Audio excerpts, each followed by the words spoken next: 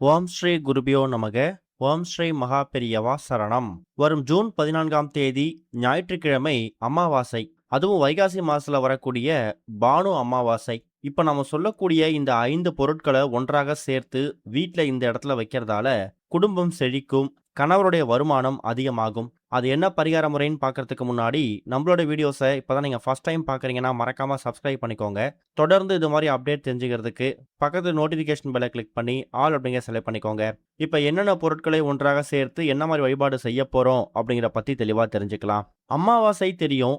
அது என்ன பானு அமாவாசை அப்படிங்கிற கேள்வி நிறைய பேருக்கு வந்திருக்கலாம். பித்ருக்கள் வழிபாட்டுக்கும் குலதெய்வ வழிபாட்டுக்கும் முக்கியத்துவம் கொடுக்கக்கூடிய ஒரு நாளா நம்ம அமாவாசையை கணக்குல எடுத்துக்கிறோம். அப்படிப்பட்ட அமாவாசை ஒரு மாதங்கள்ல வரும்போது அந்த மாதத்துக்கு ஏத்த மாதிரி பலன்கள் வேறுபடும். ஆடி அமாவாசை, புரட்டாசி அமாவாசை, இப்படி சொல்லிக்கிட்டே போகலாம். அப்படி வரக்கூடிய அந்த அமாவாசை மாதங்கள்ல மட்டும் இல்ல, எந்த கிழமையில வருதோ அதை பொறுத்தும் பலன்கள் மாறுபடுமாம். உதாரணத்துக்கு இந்த ஜூன் 14ஆம் தேதி ஞாயிற்றுக்கிழமை வந்திருக்கக்கூடிய அமாவாசை பானு அமாவாசை. பானு அப்படின்னா சூரிய பகவானை குறிக்கக்கூடிய ஒரு பொருள். பகலவன், பானு, இது எல்லாமே சூரியனுக்கு நிகரான அர்த்தத்தை கொடுக்கக்கூடிய வார்த்தைகள். அதனாலதான் நம்ம வீட்டில் நிறைய குழந்தைகளுக்கு பானு அப்படிங்கிற மாதிரி கூட பெயர்கள் வைப்பாங்க. சூரிய பகவான் ரொம்ப முக்கியமான ஒரு நபர். அரசாங்கம் சம்பந்தப்பட்ட வேலை, அரசுல உயர் பதவிகள், அரசியல்ல பேரு புகழ் எடுக்கணும். அதே மாதிரி நீங்க பார்க்கக்கூடிய தொழில் வியாபாரத்துல கொடிகட்டி ராஜாவா பறக்கணும். இது மாதிரி எந்த விதமான கோரிக்கையா இருந்தாலும்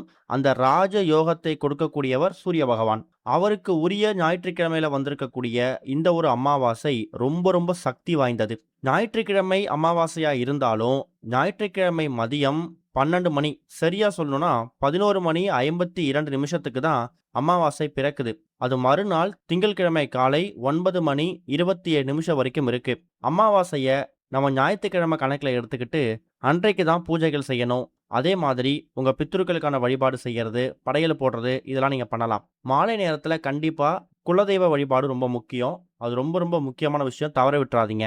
ஞாயிற்றுக்கிழமையில ராகு காலம் மாலை 4:30 6 மணி. அதை பத்தி நீங்க கவலைப்பட வேணாம். ஏன்னா அந்த நேரத்துல யாரும் வீட்டுல பூஜை பண்ண போறது கிடையாது. ஆனா 12:01 யமகண்டம் இருக்கு. உங்க முன்னோர்களுக்கு பித்ருக்களுக்கு மாதம் அமாவாசைக்கு அந்த இலை போட்டு படையல் போடுவீங்கல்ல, அதை மதியம் 1:30 மணிக்கு மேல பண்ணணும்.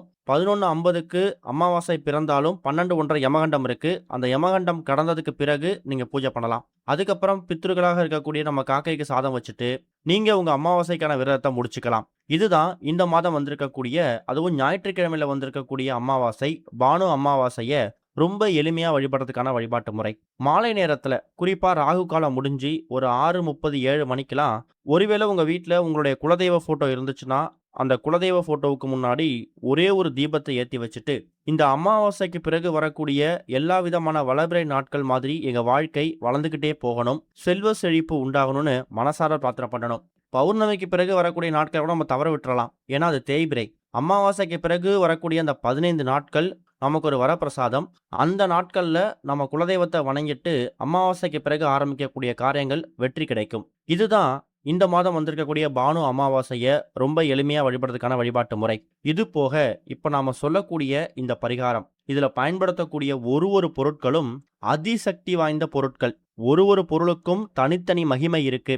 உங்க குடும்பத்துக்கே ஒரு பாதுகாப்பு கவசம். பாதுகாப்பு கவசம்னா உங்களுக்கு மட்டும் இல்ல, உங்க குடும்பத்தில் இருக்கக்கூடிய எல்லா நபர்களுக்கும், குறிப்பா வீட்டில் இருக்கக்கூடிய பொன் பொருள், ஆடம்பரமான வாழ்க்கை, பொருளாதார முன்னேற்றம், இது எல்லாத்தையும் ஒரு காந்தம் போல ஒரு கவசம் மாதிரி காக்கும். இந்த பரிகாரத்தை ஆண்கள், பெண்கள், குழந்தைகள்னு சொல்லி யார் வேணாலும் பண்ணலாம். எந்த விதமான கட்டுப்பாடுகளும் கிடையாது. ஆனா பண்ணக்கூடிய நேரம் மாலை 6 7 மணிக்கு மேலதான் பண்ணணும். நீங்க கவலைப்பட தேவையில்ல. ஏன்னா எப்படி பார்த்தாலும் ஞாயிற்றுக்கிழமை அமாவாசை வந்திருக்கிறதால உங்களுக்கு மறுநாள் திங்கட்கிழமை காலையில 9:30 வரைக்கும் அமாவாசை திதி இருக்கு. ஞாயிற்றுக்கிழமை மாலை ஒரு 6:30 7 மணிக்கு உங்க ஓய்வு நேரத்துல உங்களோட அமாவாசைக்கான மாலை நேர பூஜையெல்லாம் முடிச்சுட்டு இந்த பரிகாரத்தை பண்ணலாம். ஒரு சிறிய தட்டு எடுத்துக்கோங்க. அந்த தட்டுல முக்கியமான அதிசக்தி வாய்ந்த 5 பொருட்களை சேர்க்க போறீங்க. அதுல முதல் முக்கியமான பொருள் பச்சரிசி.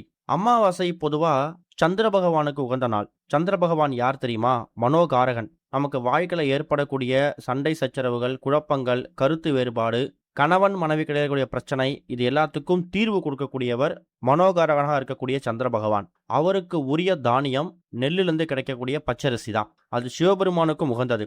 அடுத்ததா 3 எண்ணிக்கையில ஏலக்காய். ஏலக்காய் அப்படிங்கிறது ஒரு வசீகர பொருள். பணவசியம், ஜனவசியம் இந்த இரண்டுத்துக்கும் பயன்படுத்தக்கூடிய ஒரு தாந்திரிக பொருள். பணவசியம் தெரியும். பணத்தை நம்ம பக்கம் இருக்கிறது.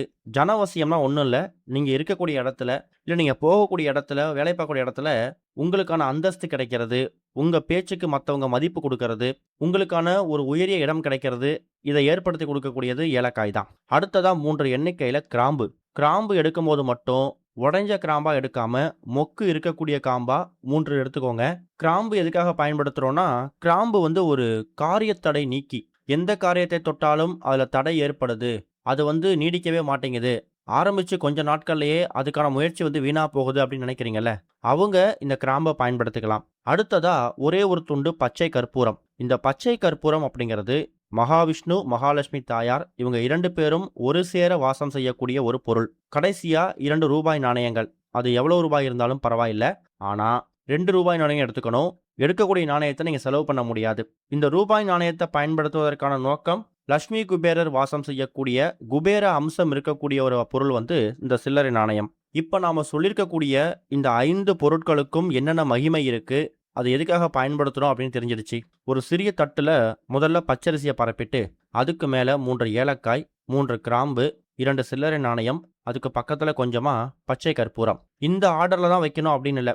அந்த தட்டு மேல இந்த பொருட்கள் எல்லாம் மொத்தமா சேர்ந்து குவிந்திருந்தாலே போதும். இந்த அமைப்பை உங்க வீட்டோட பூஜை அறையில முடிஞ்சா குலதெய்வ போட்டோவுக்கு முன்னாடி, அப்படி வீட்டில் குலதெய்வ போட்டோ இல்லைங்கிறவங்க பூஜை அறையில பொதுவா ஒரு தீபத்தை ஏத்தி, அந்த தீபத்தை குலதெய்வமா பாவித்து, அந்த தீபத்துக்கு முன்னாடி இந்த எல்லா பொருட்களையும் தட்டோட வைத்து, முதல்ல உங்களோட இஷ்ட தெய்வம், அதுக்கப்புறம் குலதெய்வம், உங்களோட பித்ருக்கள், உங்க முன்னோர்கள் இவங்க எல்லாரையும் பிரார்த்தனை பண்ணிக்கோங்க. கூடவே லட்சுமி குபேரர், மகாலட்சுமி தாயார், முடிஞ்சா சந்திர பகவானுக்கு ஒரு வழிபாடு. இது எல்லாத்தையும் முடிச்சுட்டு அதுக்கப்புறம் ஒரு அரை மணி நேரத்துல இருந்து 1 மணி நேரம் இந்த ஒட்டுமொத்த அமைப்பும் அந்த விளக்குக்கு முன்னாடி அந்த குலதெய்வத்துக்காக ஒரு தீபம் ஏத்துனீங்கல்ல, அந்த தீபத்துல உங்க குலதெய்வம் வந்து அமர்ந்து இந்த எல்லா விதமான பொருட்கள்லையும் குலதெய்வ கடாட்சம் ஏற்படும். அதனால தான் குறைந்தது ஒரு 1 மணி நேரம் நீங்க அப்படியே பூஜை அறையில வச்சுடுங்க.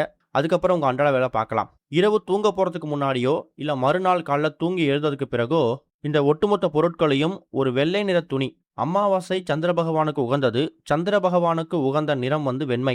அந்த வெண்மை நிற துணியில பழைய வேஷ்டியா இருந்தாலும் பரவாயில்ல, அதை கசக்கி காய வைத்து, அதுக்கப்புறம் அந்த துணியில இந்த எல்லா பொருட்களையும் சேர்த்து ஒரு மூட்டையாக கட்டி, இதை உங்க வீட்டோட பீரோ லாக்கர்ல வைக்கணும். இது உங்க வீட்டை விட்டு வேற எங்கேயுமே போகக்கூடாது. தொழில் செய்யக்கூடிய இடத்துல பண்ணலாமா அப்படின்னு கேட்டிங்கன்னா, தொழில் செய்யக்கூடிய இடத்துல இருக்கக்கூடிய பூஜை ரூம் இருக்கு இல்லையா, அங்க வந்து இந்த பொருட்களை தயார் செய்து அங்கேயே வச்சிடணும். வீட்டில் செய்றீங்கன்னா வீட்டை விட்டு வீட்டு நிலைவாசல் விட்டு தாண்டக்கூடாது. வீட்டிலேயே செய்து வீட்டோட பீரோ லாக்கர்ல கொண்டு போய் வச்சிடுங்க. இதுல இருக்கக்கூடிய பொருட்கள் எல்லாமே அவ்வளோ சீக்கிரம் கெட்டு போகாது. குறைந்தது 3 மாதம், அதிகபட்சம் 6 மாதத்துக்கு பிறகு அதை திறந்து பார்த்து அந்த பொருட்கள் காய்ந்து போயிருந்தாலோ வீணா போயிருந்தாலோ மூட்டையோட தண்ணியில விட்டுட்டு மறுபடியும் ஏதாவது ஞாயிற்றுக்கிழமையோட அமாவாசை அன்னைக்கு இதை தயார் செஞ்சு வச்சிடுங்க. செவ்வாய் மற்றும் வெள்ளிக்கிழமைகளை பீரோட லாக்கர் திறந்து நீங்க தூப தீபம் காமிக்கணும். சுத்தபத்தம் இல்லாம இந்த மூட்டையை தொடாதீங்க. இந்த மூட்டை இருக்கக்கூடிய இடத்துல செல்வ கடாட்சம் பெருகும், மகாலட்சுமி கடாட்சம் அதிகமாகும். பானு அமாவாசைன்னு அழைக்கப்படக்கூடிய இந்த ஒரு ஞாயிற்றுக்கிழமை அமாவாசை அன்னைக்கு இதை பண்ணுங்க. கண்டிப்பா முன்னேற்றம் கிடைக்கும். ஓம் ஸ்ரீ குருபியோ நமக. ஓம் ஸ்ரீ மகா பெரியவா சரணம்.